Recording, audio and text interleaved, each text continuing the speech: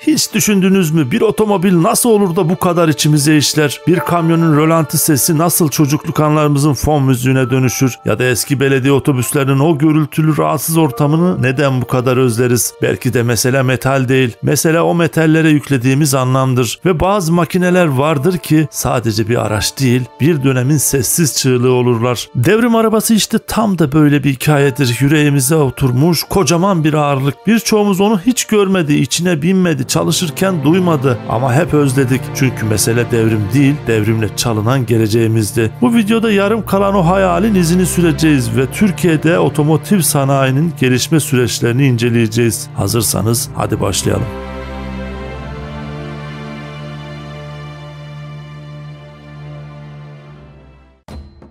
Bazen bir motor sesi sadece bir motor sesi değildir. Bazen bir çöküşün yankısı, bazen de doğmamış bir geleceğin sessiz çığlığıdır. 1900'lü yılların başı İstanbul dar sokaklarında at arabalarının yankılandığı, seyyar satıcıların seslerinin surlara çarptığı, sabah ezanının ardından tulumbacıların mahalleleri arşınladığı bir şehir ve bu kadim şehre bir gün hiç kimsenin daha önce görmediği bir şey geldi. Motorlu bir araç. Ne atı vardı ne sürücünün elinde kamçısı. Yokuş yukarı kendi kendine çıkıyor, yokuş aşağıda frenle duruyordu. Görenler hayretle izliyor, kimileri dua ediyor, kimileri korkuyla kaçıyordu. Çünkü bu araç nebevi bir icat değildi. Bu bir gavur icadıydı. Öyle diyorlardı. Gavurun eliyle yapılmış bir şeyden hayır gelmez. Bir merakın ve bir korkunun arasında otomobilin gelişi İstanbul'un modernleşme sancılarının ilk belirtisiydi. Sultan II. Abdülhamit Batı'yı takip ediyor, Fransız gazeteleri saraya geliyor, mühendislik dergileri tercüme ettiriliyordu. Fransa'dan getirilen buharlı makineler, tren yolları, tipografi makineleri sarayda deneniyor ama yine de her biri büyük bir şüpheyle karşılanıyordu. Ve işte şimdi bir otomobil gelmişti. Rivayete göre markası De Dion Bouton ya da Hodkins'ti. Sarayın hizmetine sunuldu. Padişah için Yıldız Sarayı'nda test edildi. Ama o testler İstanbul halkı için başka bir anlam taşıyordu. Motor sesiyle gelen ilk otomobil Beyoğlu'nda Galata çevresinde birkaç tur attığında yaşananlar tam bir infialdi. Atlar ürküp nal kırdı. Araba çarşıdan geçerken halk yolunu değiştirir oldu. Kimi korktu, kimi tükürdü, kimi de muska aradı. Esnaf bereketi kaçırıyor diye dükkan kapattı. Dönemin muhafazakar uleması ise bu yeni makineyi insanlığın fıtratına aykırı buldu. Şeyhülislamlık makamından gelen gayri resmi fetvalar bu icadın şeriata uygun olmadığı yönündeydi. Bazıları için de bu kıyametin habercisiydi.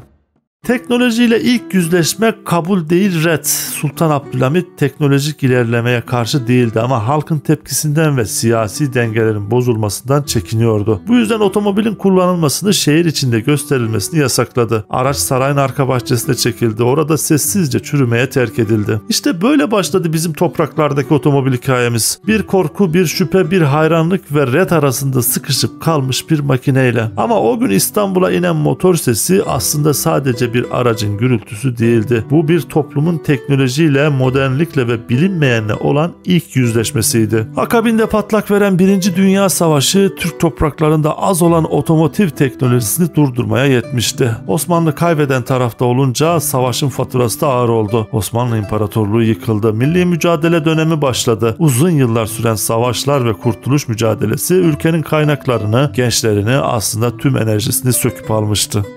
Nihayet silahlar susmuştu. Yıllar süren işgaller, yokluklar ve büyük acıların ardından Türk milleti destansı bir mücadeleyle bağımsızlığını kazanmıştı. Anadolu'nun her köşesinde yıkılmış köyler, yanmış şehirler vardı. Ama aynı zamanda küllerin altında yeniden doğan bir umut. Cumhuriyetin ilanıyla birlikte Türkiye artık kendi kaderini tayin etmeye kararlı yepyeni bir ülkeydi. Fakat bu yeni başlangıç kolay bir yol değildi. Savaşın geride bıraktığı enkaz büyüktü. Toprak yorgundu, insan yorgundu. Cepheden dönenlerin bir kısmı elinde sadece tüfeğinin izni taşıyordu. Bir kısmı ise hiçbir şey getirememişti geriye. Çünkü dönecek bir yeri bile kalmamıştı. Öncelik yaşamak, sonra üretmekti. Cumhuriyetin ilk yıllarında devletin önceliği belliydi. Hayatta kalmak. Milletin karnı doymalı, sırtı örtülmeliydi. Çünkü insanlar ne yiyecek ekmeğe ne de ayağına giyecek bir çarağa sahipti. Un, bulgur, yağ bunlar lükstü.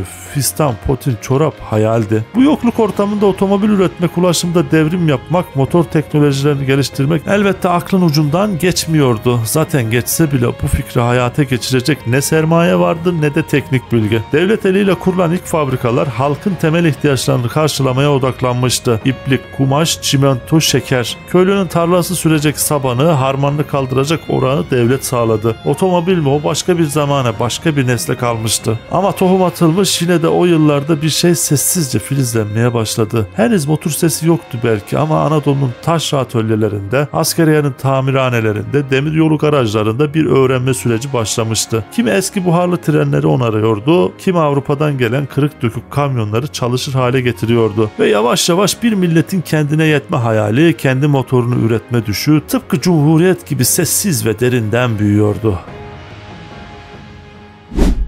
1929 yılında Ford Motor Company Türk pazarına girmek ve Türkiye'yi Orta Doğu ile Rusya'ya açılan bir üretim ve dağıtım kapısı haline getirmek amacıyla İstanbul'un Tophane semtinde bir araç montaj tesisi kurmak için harekete geçti. Ford'un önerdiği anlaşma cesur ama tartışmalıydı. Türkiye'de otomobil montajı yapılacak, bu araçlar iç pazarda vergisiz satılacak, üstelik Orta Doğu ve Sovyetler Birliği gibi bölgelere de yapılan ihracatlarda gümrük vergisinden muaf olacaktı. Yani Ford Türkiye'ye fabrika kuracak ama devlete tek kuruş vergi ödemeyecekti. Yine de bu teklif kabul edildi. Çünkü genç cumhuriyet her türlü üretim adımını, her yeni istihdam alanını değerlendiriyordu. Belki burada teknoloji öğrenilecek, iş gücü gelişecek, yerli üretimin kıvılcımı yanacaktı. Aynı yıl içinde montaj hattı kuruldu. Ford Model A ve Model B otomobillerinin parçaları Amerika'dan geldi. Türk işçileri tarafından sabırla ve titizlikle bir araya getirildi. Fabrika tam kapasiteyle çalıştığında günde 150 araç montajlayabilecek durumdaydı. İlk günler umut yüksek. Her vida, her direksiyon, her motor geleceğe doğru atılmış bir adım gibiydi. Ama dünya hızlı değişti. 1929'da patlak veren büyük buhran sadece Amerika'yı değil, Türkiye'yi de sarstı. O devre kadar istikrarlı ilerleyen üretim yavaş yavaş düşüşe geçti. İlk başta günde 45 araç monte ediliyordu, sonra 35'e düştü. 1934'e gelindiğinde sayı günde sadece 6 otomobile kadar inmişti. Ve sonunda üretim tamamen durdu. Ve sessizce Ford'un açtığı bu fabrika tamamen kapanmıştı.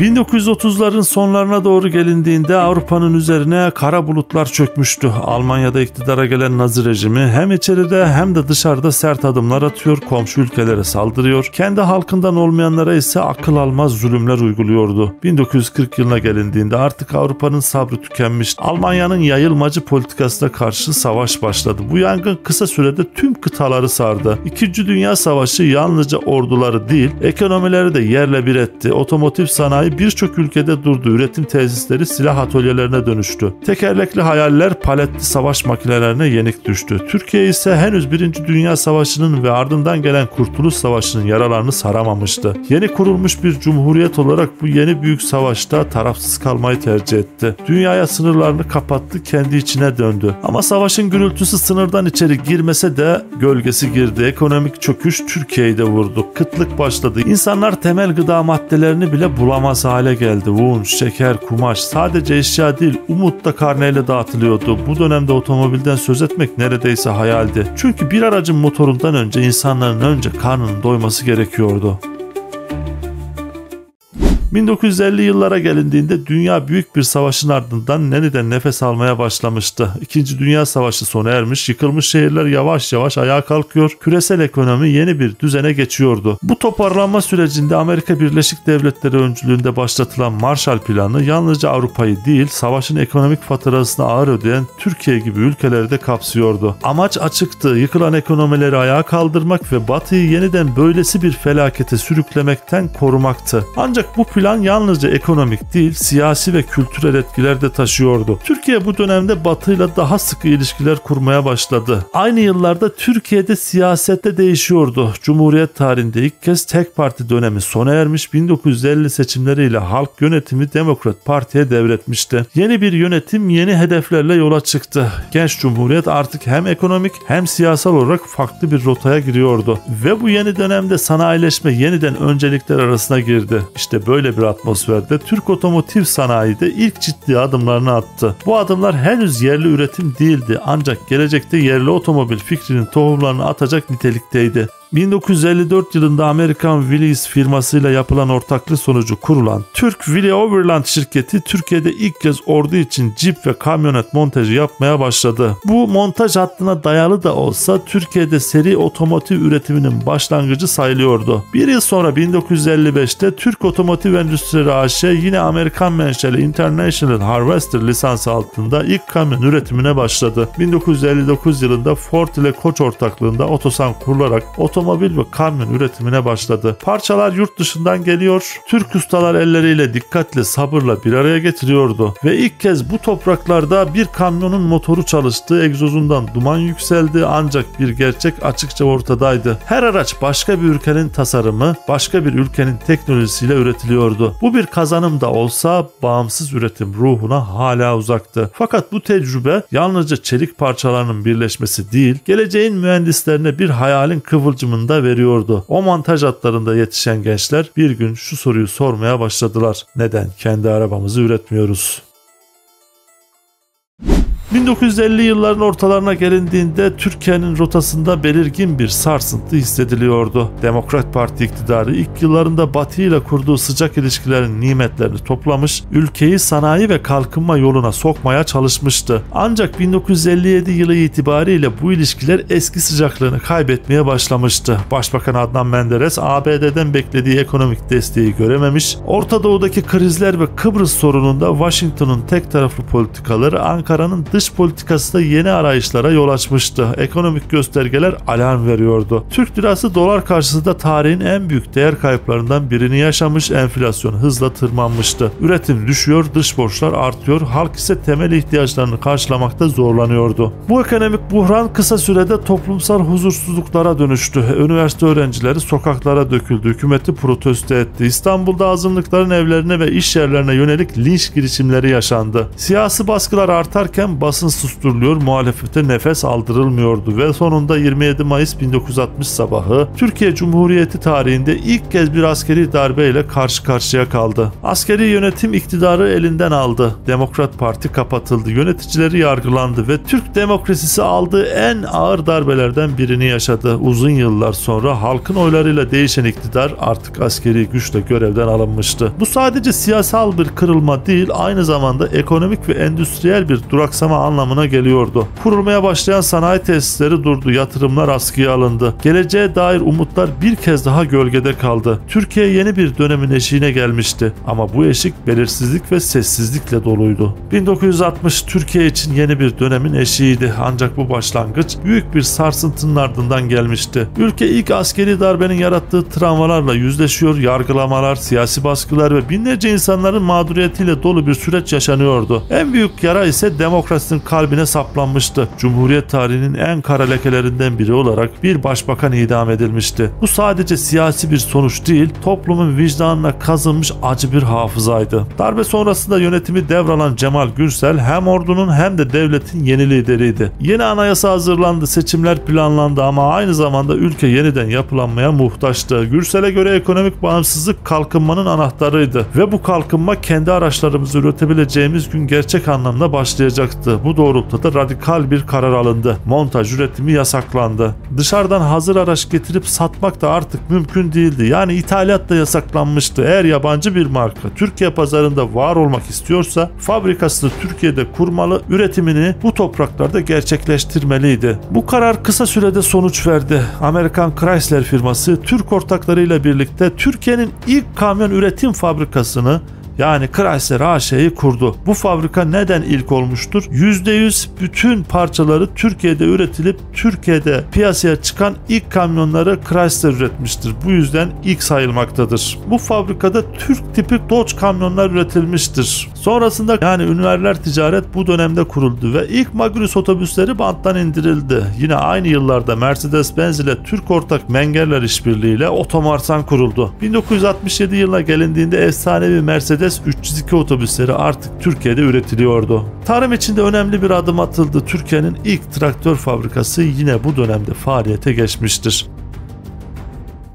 Türkiye'de ilk yerli araç serüveni ise 1961 yılında gündeme gelmiştir. Cumhurbaşkanı Cemal Gürsel 15 Mayıs 1961'de Otomotiv Endüstri Kongresi'nde yaptığı konuşmada sanayileşmenin ve araç üretmenin önemine değinmiştir. Gürsel tarımda da yenileneceğiz ama sadece ot satarak bir şey elde etmek mümkün değil. Bir gemi dolusu pamuk karşılığında zar zor 7-8 otobüs alabiliyoruz. Parça parça da olsa kendimiz üretmeliyiz. Bazı insanlar Türkiye'de otomobil üretmenin imkansız olduğunu söylüyor. Bu düşünce kara zihniyet ürünüdür. Türkiye'nin de bizi bu şekilde teşvik eden birçok sanayi kolu var diyerek sanayileşmenin ve gelişen sanayiyle araç üretmenin önemine dikkat çekmiştir. Bunun üzerine Cumhurbaşkanı Cemal Gürsel çeşitli şirketlerde çalışan 24 mühendise tamamen Türkiye'de tasarlanmış ve üretilmiş bir otomobil üretme emri vermiştir. Üretilen otomobilin 29 Ekim Cumhuriyet Bayramı'nda görücüye çıkması istenmiştir.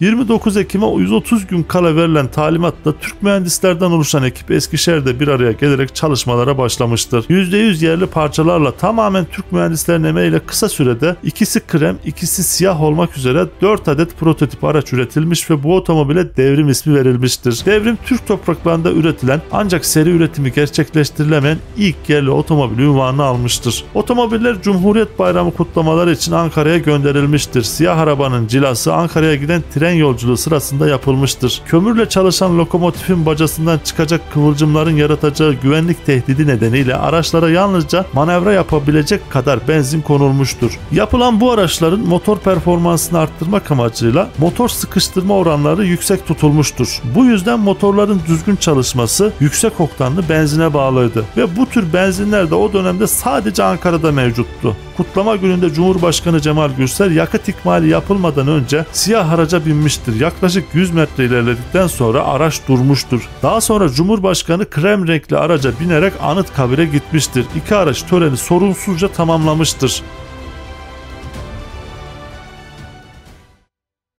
Ancak ertesi gün gazete manşetleri öyle bir algı yaratarak vatandaşları aldatırcasına devrim 100 metre gitti ve durdu şeklinde asılsızca manşetler atmıştır. Hatta gündemde bütün haberler, konuşmalar ve fıkralar yapılan arabanın boşa yapıldığını ve paranın boşa gittiğini söylemiştir. Fakat basın devrim arabalarına ayrılan ödenek heba edildi derken aynı yıl Tarım Bakanlığı tarafından at neslinin ıslahı için ayrılan 25 milyon TL'lik ödenekten hiç bahsetmemiştir. Oysa devrim arabaları için harcanan toplam para 1 milyon 400 TL gibi komik bir rakamdı. Bu araçlar çok kısa bir sürede el işçiliğiyle motorundan şanzımana %100 yerli malı Türk malıydı. O dönemle kıyasladığımızda günümüzde popüler olan birçok otomobil markasının o yıllarda ürettikleri araçlardan daha güzel ve daha ekonomikti. Bu başarılı proje ne yazık ki algı oyunlarıyla daha seri üretime geçmeden rafa kaldırıldı. Cumhuriyet tarihimiz boyunca ülkemizde kalkınmaya asla tam anlamıyla izin verilmeyen bir sistem oluşturuldu. Yabancıların malları ülkemizde satılmaya devam etti. Montaj yasaklanması rağmen onların teknolojisiyle üretim sürdürülürken yerli araç üretimi maalesef hiç gerçekleştirilemedi. Mesela Koç ile İtalyan Fiat ortaklığında kurulan Tofaş yıllarca aynı kasayla araç üreterek hem de çok basit teknolojik olmayan araçlar üreterek binlerce satmış. Aynı şekilde Oyak ile Fransız Renault'un ürettiği Renault 12 kasalı araçlar ve Renault 9 yıllarca bu millete reva görülmüştü. Şimdi baktığımızda Renault'u Ordu üretmiş, Fiat arabalarını ise Koç. Ülkede niye yerli araç üretilmediği aşikar. Çünkü 60 yılları ile 90 yıllar arasında ülke yönetiminde Ordu çok etkiliydi. Bu dönemde 2 darbe, 8-10 muhtıra ve darbe girişimleriyle dolu bir zaman geçmiştir. Ülke hiç siyasallaşmamıştır. Düşünsenize Fiat 124 gibi bir aracı üretmeyecek kadar aciz bir millet değildik.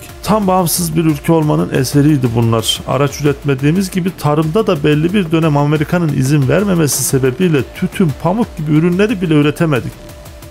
Devrim Türk insanının kırık kalbidir. Devrim umudun adıdır. Bu umudu alevlendirmek ve kor haline dönüştürmek ise gençlerin görevidir. Durmadan çalışmak, en iyisini yapana kadar pes etmemektir. Bir videonun daha sonuna geldik. Bir başka videoda görüşmek dileğiyle. Hoşça kalın, sağlıcakla kalın.